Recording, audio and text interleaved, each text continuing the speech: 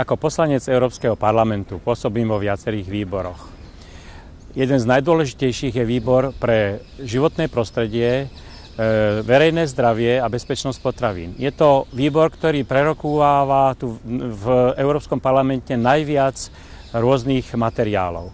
Ja som sa samozrejme viackrát snažil ovplyvniť chod parlamentu a prispieť svojou hrivnou ku kvalite textu mojimi pozmeňujúcimi návrhmi. Chcem vám povedať, ku ktorým materiálom som sa napríklad vyjadroval aj vo verejnej rozprave v pléne. Boli to napríklad vedecké fakty o klimatických zmenách, boj proti rakovine v rozšírenej Európskej únii, stratégia spoločenstva v oblasti ochrany zdravia a bezpečnosti pri práci na obdobie 2003 až 2012. Stratégia Európskej únie na podporu členských štátov pri znižovaní škôd súvisiacich s používaním alkoholu, najmä u mladistvých. Potom spoločný postup schvaľovania potravinárskych prísad a enzýmov a farbív.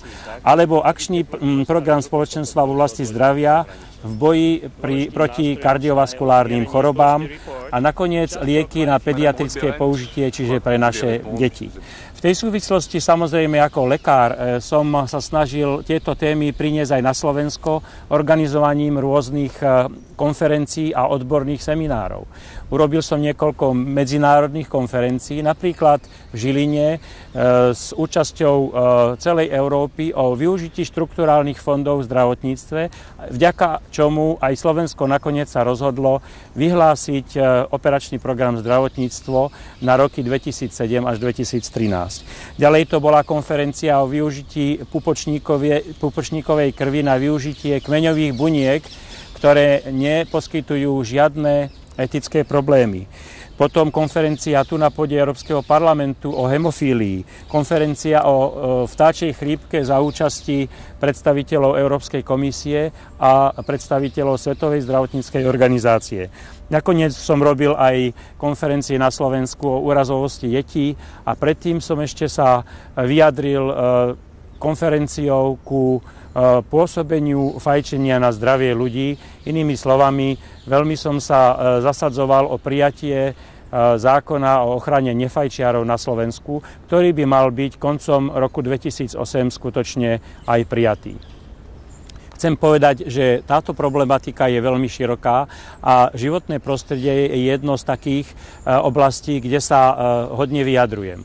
Či už sa jedná o klimatické zmeny ako také, kde prispievajú vlastne emisie CO2, či už emisie, ktoré sa vyrábajú priemyselným spôsobom v továrniach, alebo či sú to emisie CO2, ktoré znečisťujú naše prostredie pri automobilových splodinách alebo splodinách výfukových u lietadiel. Za každým som sa zasadzoval svojim hlasovaním aj svojimi príspevkami o znižovanie emisí CO2 do atmosféry, aby práve nedochádzalo ku globálnemu oteplovaniu, lebo vieme, že určitú časť globálneho oteplovania vlastne vytvára človek svojou činnosťou. Chcem povedať, že veľmi dôležitým faktorom alebo dôležitou oblasťou je vlastne prevencia. Prevencia medicíny a tu z európskej úrovne vlastne my môžeme ovplyvňovať národné programy a celé povedomie boja proti najzávažnejším chorobám. Vyjadroval som sa v pléne ku boji proti rakovine, lebo vieme, že každý tretí občan v Európskej únii zomre na rakovinu. Vyjadroval som sa aj k prevencii kardiovaskulárnych chorôb, kde vieme, že vlastne životný štýl, zdravý životný štýl, ale aj zdravé stravovanie a zdravé návyky, športovanie, to všetko sú faktory, ktoré môžu znižovať incidenciu kardiovaskulárnych chorôb, infarktu myokardu a nakoniec aj znižovanie veku dožitia u slovenských občanov, ktoré je stále ešte zaostávajúce za priemerom Európskej únie. Rád by som povedal, že zaujímavou témou, ku ktorej som tiež mal zásadné vyjadrenia, bol výskum a využitie liekov pre použitie v detskom lekárstve, v pediatrii.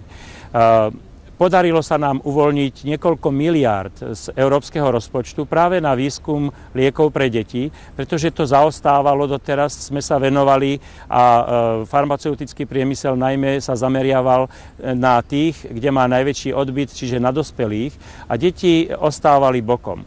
Treba povedať, že dieťa nie je len zmenšený dospelý a že tie lieky, ktoré užíva dospelý človek, nemôžu sa automaticky aplikovať pri liečbe detí a preto je potrebný výskum a ten výskum sa aj vďaka rozpočtu Európskej únie aj vrátane Slovenskej republiky rozbehne.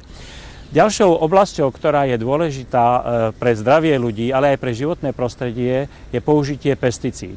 Chemických liekov, silných chemických liekov, ktoré ničia škodcov, či pri poľnohospodárskej výrobe, alebo pri ošetrovaní lesov.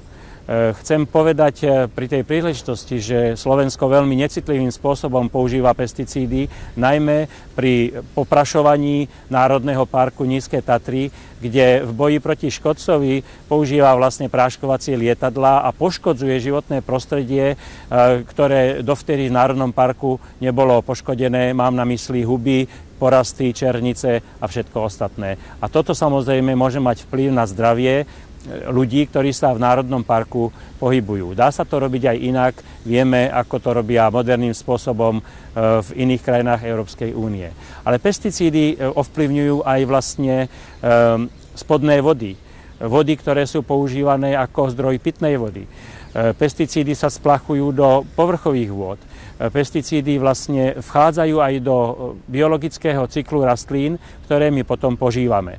Som za použitie pesticíd, ale len v rozumnej a minimálnej miere takej, ktoré je potrebné mať pri poľnohospodárskej výrobe. Ako poslancovi Európskeho parlamentu nie je mi ľahostajné, ako ľudia pracujú, aké je ich pracovné miesto, aké majú ochranné prostriedky, aké majú pracovné prostredie a či pri pracovnom procese nie je ohrozené ich zdravie a bezpečnosť. Preto som vystúpil v plenárnej rozprave aj ku materiálu o bezpečnosti a ochrane zdravia pri práci.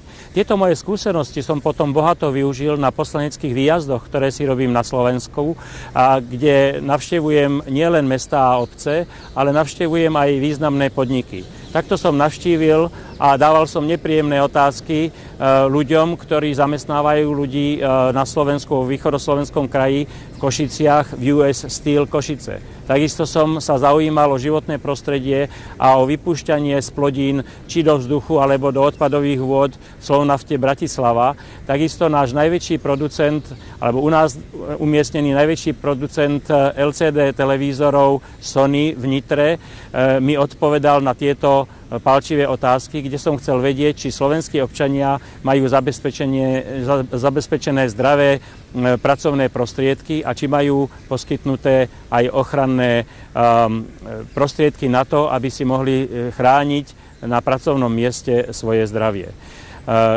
Toto bolo veľmi kvitované nielen vedením podnikov, že sa o to zaujímam, ale aj pracovníkmi samotnými. Myslím si, že je to jedna z úloh poslanca Európskeho parlamentu prinášať tie lepšie pracovné prostriedky aj do prostredia u nás na Slovensku. Problematika, ktorá ma veľmi zaujíma a ku ktorej som sa vyjadroval, bola tá, ktorá súvisí s používaním alkoholu u mladistvých, s vyšším fajčením u mladistvých, ktoré je aj na Slovensku, a s prístupom detí na internet aj k stránkám, ktoré sú pornografické, alebo kde môžu stretnúť naše deti vlastne niekoho, kto je pedofil alebo je úchylný a snaží sa získať nový kontakt. Pri týchto všetkých kategóriách som sa vyjadroval tak, aby to bolo prospešné pre zdravie mladej generácie našich detí v Európe.